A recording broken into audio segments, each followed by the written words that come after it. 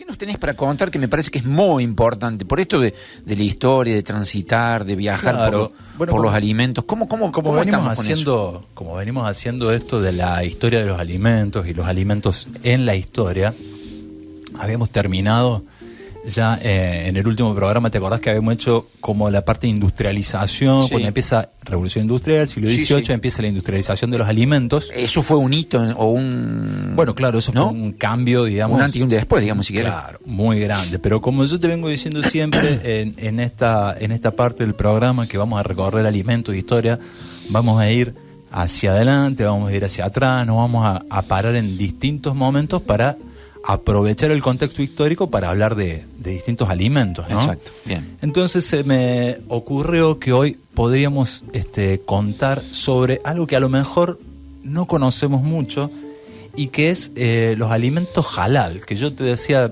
¿sabes de dónde viene eso? ¿Cómo se escribe, perdón? H-A-L-A-L. Sí, halal. Halal.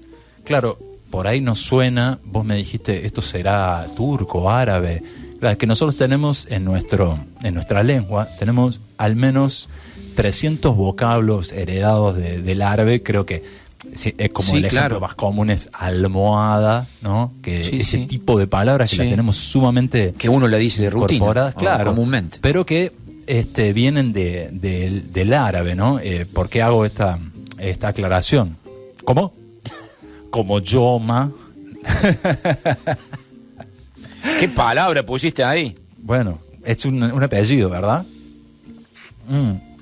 Lo que te decía es que, claro, tenemos todas estas palabras incorporadas y ¿cuál es el tema?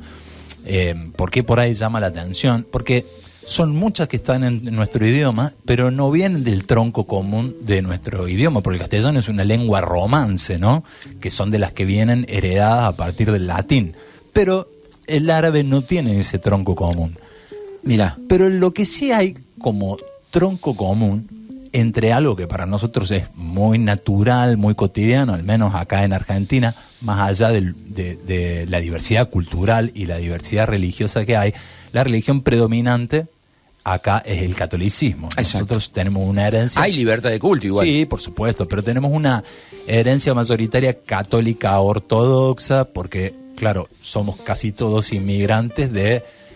italianos, españoles, venimos muy de una descendencia europea, pero esta religión que nosotros mayormente, insisto, profesamos, también tiene un tronco común con otras dos religiones muy muy importantes. A ver, ¿cómo es eso?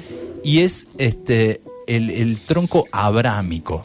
¿Por qué decimos el tronco abrámico? Porque de las enseñanzas de Abraham luego hay toda una línea de profetas que van llegando, algunos más importantes que otros, para el caso de la creencia católica, que luego, claro, es el cristianismo, que es uno de los profetas de la línea abrámica, pero hay otro del que va a venir una de las 3 religiones del libro monoteístas más importantes del mundo, con mayor cantidad de personas que la profesan en el mundo. Y este profeta es Mahoma.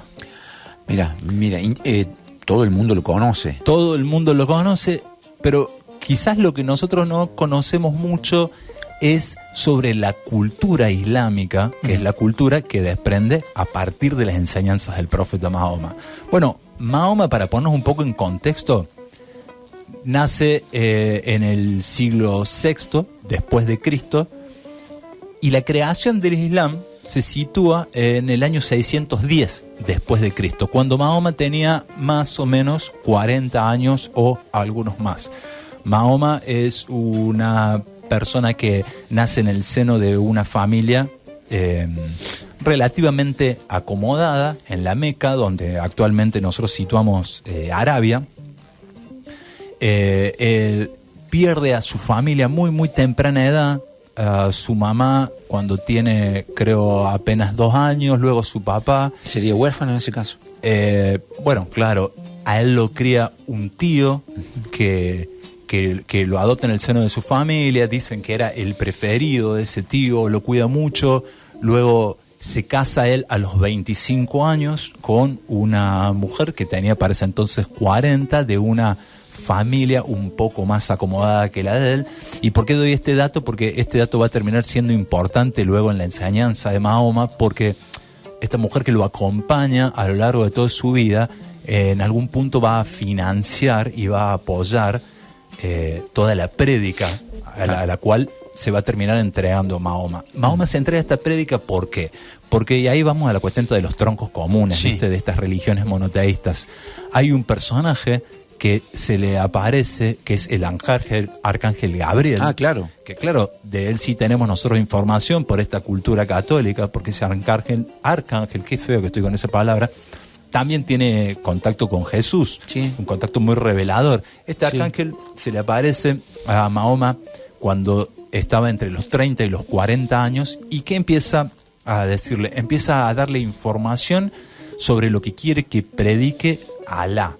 ¿Quién es Alá? Alá es el Dios único que el arcángel Gabriel le dice que estos pueblos tienen que adorar. Entonces, bueno, Mahoma comienza a predicar la palabra de Alá por medio de las enseñanzas del arcángel Gabriel, y en base a eso se crea el Corán, que el Corán es el libro fundamental y fundacional del Islam, del mismo modo que, por eso digo religiones del libro, porque el judaísmo, el cristianismo y el Islam son tres religiones que son, no solo comparten ser monoteístas, sino este tronco abrámico, y además que se fundamentan en un libro. O sea, en el caso de lo católico es la Biblia, claro, pero en el caso del Islam es el Corán. Bueno, hay un dato curioso ahí que viene un poco a reafirmar esta cuestión en el contexto histórico, ¿no? De que Mahoma recibe estas enseñanzas de un modo divino, y es que dicen que Mahoma era analfabeto, no sabía leer, no sabía escribir, o sea que era muy poco probable que él escribiera o pudiera sacar de algún lado estas enseñanzas, no podía leerlas. Mira qué detalle ese, ¿no? Claro, es como parte de lo que se cuenta, que hace reafirmación histórica y que viene a darle un sentido para reafirmar esta creencia de que él es un profeta y que es válido, ¿no? Entonces, bueno, finalmente, como para no pasar mucho por acá y enfocarnos en la comida, pero sí ponernos un poco en contexto, Mahoma tiene mucha importancia no solo en el aspecto religioso, porque el Corán no es un libro que nuclee solamente cuestiones de creencias, sino también que pone un orden que después con el tiempo va a terminar postulándose también en cuestiones políticas y cuestiones sociales. Claro, ¿no? Va más allá de todo esto que estamos diciendo. Va mucho más allá de la creencia religiosa. Y claro, esto lo digo porque esto va a llegar a la forma en la que la gente del Islam se alimenta, ¿no? Entonces, Mahoma une a la gente por la creencia en este Dios único. Hasta ese entonces, hacia el siglo VI después de Cristo, en Arabia, la gente no se nucleaba sino por tribus, claro, y por familias, y se reconocían de esa forma. Esto es muy trascendental porque, claro, luego van a nuclearse tras de una creencia única. Con el tiempo y el avance del Islam van a abandonar el monoteísmo, el politeísmo, perdón, que es parte, como te digo, de lo que va a estar uniendo a todas estas comunidades. Y finalmente, como Islam, en una traducción que nosotros entendamos, quiere decir sumisión a la voluntad de Dios, va a terminar siendo una creencia y una religión que va a tener una serie de normativas que a veces para nosotros son un poco raras, ¿no? Porque claro, el cristianismo, como nosotros lo entendemos, está basado en una serie de creencias, pero nosotros no tenemos tan presentes, salvo en la práctica más ortodoxa, lo que son los permisos y las prohibiciones de esta creencia. En cambio, en el mundo islámico esto es mucho más común. Sí, es mucho más fuerte en los casos. Mucho más fuerte, y a la vez el Islam... Porque me suena a eso, digamos. Sí, el Islam tiene muchas interpretaciones, que son interpretaciones de este mismo libro, que es el Corán, pero más importante aún de una cosa que es la Suna. Ajá, y eso... Que la Suna podría uno tomarlo como un anexo del Corán, pero en realidad la Suna ya no es una información devenida de manera divina, sino que es algo que está escrito por los sucesores de Alá, de ahora se me confundió todo, los seguidores de Mahoma, ¿sí? Que fueron los posteriores califas y toda una historia donde no nos vamos a meter, donde están escritas las reglas, según la cual ahí llegamos a todas las personas al reglamento. Que vivan, claro, bajo la creencia islámica, tienen que cumplir ciertas reglas. Y ahí encontrás cosas que por ahí sí podemos conocer, como las oraciones diarias, que tienen un número definido, que se hacen siempre orientado, estés donde estés vos en el mundo, mirando hacia la Meca. Hay algunas interpretaciones de la Sunna, porque están los sunitas, los chiitas, que son también islámicos, pero tienen maneras distintas de interpretarlos, que tienen muchas restricciones, por ejemplo, para la mujer. Hay otra forma del Islam. Perdóname, te pregunto, ¿los menonitas tienen algo? No, es otra cosa eso. Los menonitas es una derivación. No tiene nada que ver. Claro, del protestantismo, viene de lo católico. Exacto, ¿sí? Está bien. El Islam va por otro lado. No tiene ninguna vinculación. No tiene ninguna vinculación. Entonces, vamos al tema de los alimentos. ¿Cómo vamos a conectar esto con los alimentos? Bueno, por lo siguiente, porque así como en la cultura de las creencias judías existen alimentos que son o no son kosher, que a lo mejor eso nosotros sí lo tenemos más presente porque tenemos más vínculos con la comunidad judía. En el mundo islámico existen los alimentos halal. Halal, ¿qué quiere decir?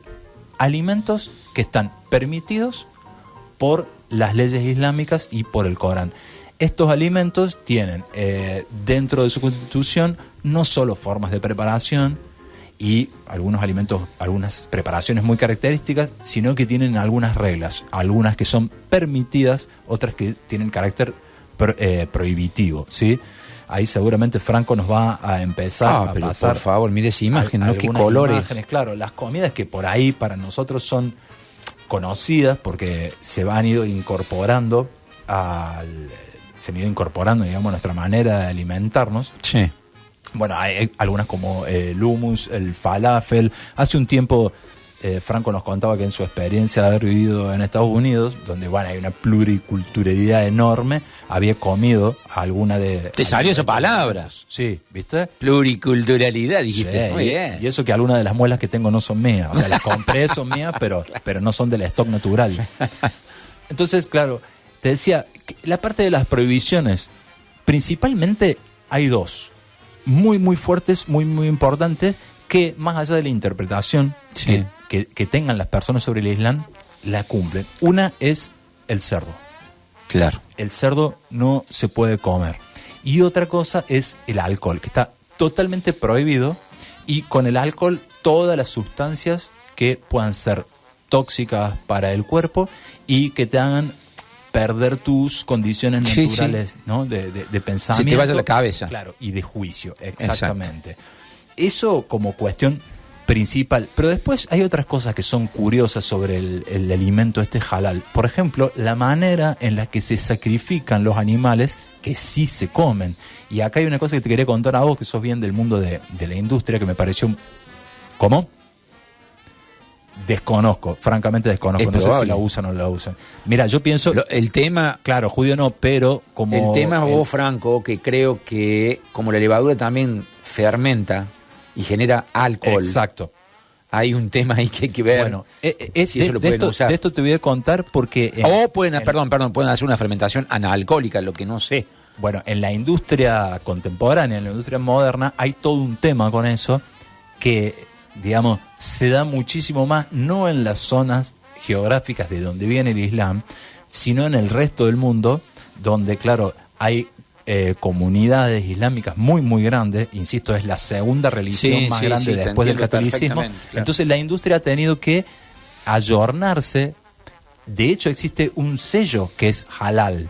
Así como nosotros tenemos el sello, viste, para las personas que no pueden comer con TAC. Bueno, hay un sello que es halal.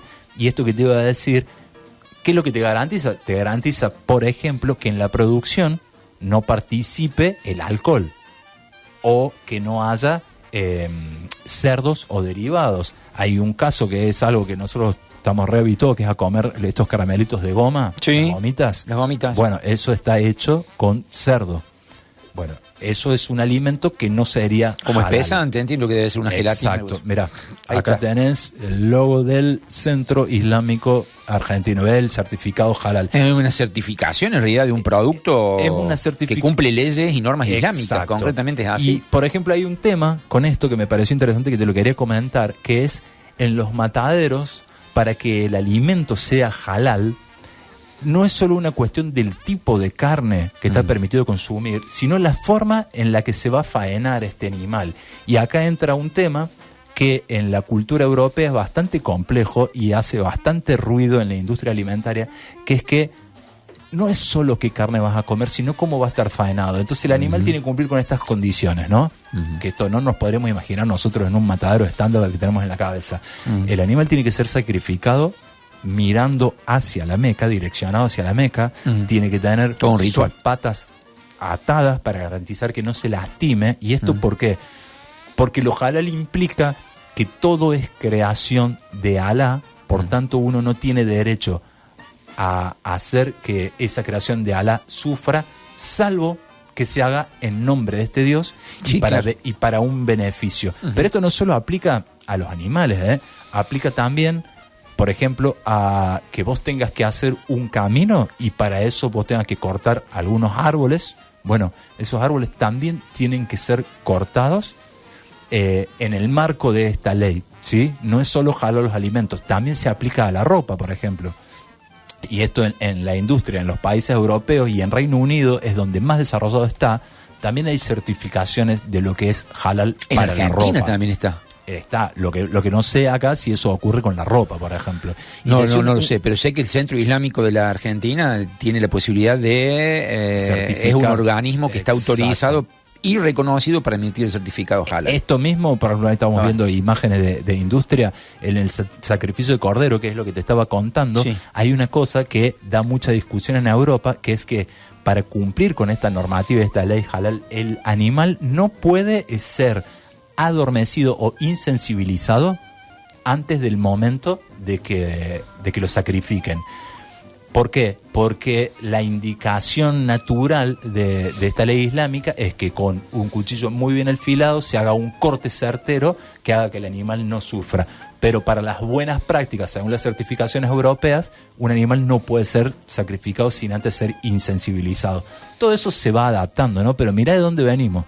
Como te decía, siglo VI después de Cristo, y estas tradiciones que se dan en un lugar que para nosotros es bastante recóndito del mundo porque no tenemos gran conexión como es el mundo árabe, y sin embargo se va traspasando toda esta cultura y llega a los alimentos y llega también a la industria, porque claro, esta religión se esparce por el mundo y es tan importante que todo se tiene que adaptar. Entonces, para más o menos redondearte, ¿qué es halal? Por ejemplo, comidas hechas con ternera, pescados, almejas, lácteos, verduras, aves, mariscos, mejillones, huevos, frutas, todo eso está permitido.